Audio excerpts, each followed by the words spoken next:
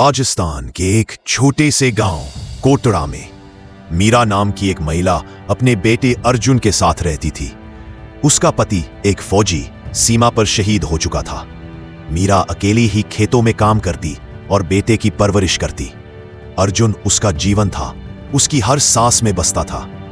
मीरा के पास ज्यादा कुछ नहीं था, मगर एक छोटा सा घर, एक गाय, कुछ मुर्गियां और एक पालतू नेवला था जो उसके पति ने लाया था। गांव वाले उसे शेरू कहते थे। शेरू बचपन से अर्जुन के साथ बड़ा हुआ था और दोनों के बीच गहरा रिश्ता था। शेरू ने कई बार मीरा और अर्जुन को सांपों से बचाया था। वो खेतों में चुपचाप घूमता, घर की रखवाली करता और अर्जुन की हरकतों पर नजर रखता। मीरा को भरोसा तो था, लेकिन एक मां के दिल में डर हमेशा बना रहता। नेवला जानवर है, कब बदल जाए क्या भरोसा। एक दिन मीरा को अर्जुन को पास के गांव में किसी रिश्तेदार के यहां भेजना पड़ा। वो थोड़े दिन में लौटने वाला था, मगर उसी दिन एक अप्रत्याशित घटना घटी। मीरा खेत में काम करके देर से लौटी।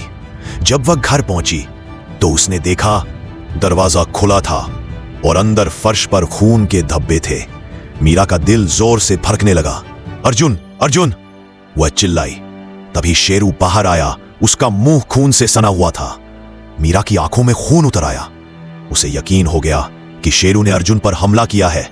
वो आवेश में आ गई। तूने मेरे बेटे को मार डाला। उसने वहीं पड़ा एक भारी डंडा उठाया और शेरू पर ताबड़तोड़ वार कर दिए। शेरू एक आवाज तक न निकाली, बस देखता रहा, जैसे कह रहा हो मैंने कुछ गलत नहीं किया। शेरू वहीं गिरकर मर गया। रोती बिलखती मीरा अंदर भागी। दिल थामे हुए, शायद बेबे की लाश देखने का मन बना चुकी थी। लेकिन जैसे ही उसने कमरे में कदम रखा, उसकी सांस अटक गई। अर्जुन सहज रूप से सो रहा था। उसके बगल में एक मरा हुआ कोबरा पड़ा था।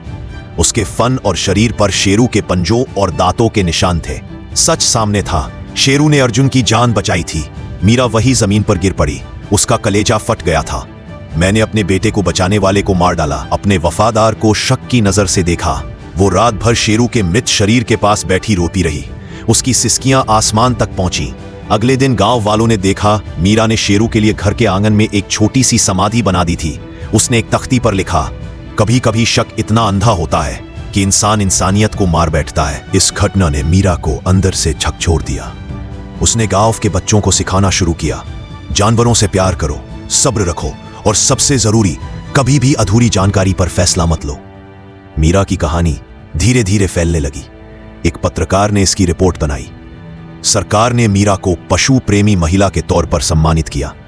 अर्जुन बड़ा होकर एक वन अधिकारी बना और उसने अपने हर भाषण में मां और शेरू की इस कहानी का जिक्र किया। इस कहानी से हमें सीख मिलती है कि भावनाओं में बहकर लिया गया निर्णय हमेशा सही नहीं होता। ऐसी ही इंटरेस्टिंग और मोटिवेशनल इंस्पायरिंग कहानी सुनने के लिए हमारे चैनल को सब्सक्राइब करें और जल्दी से अपने दोस्तों को शेयर करें। धन्यवाद।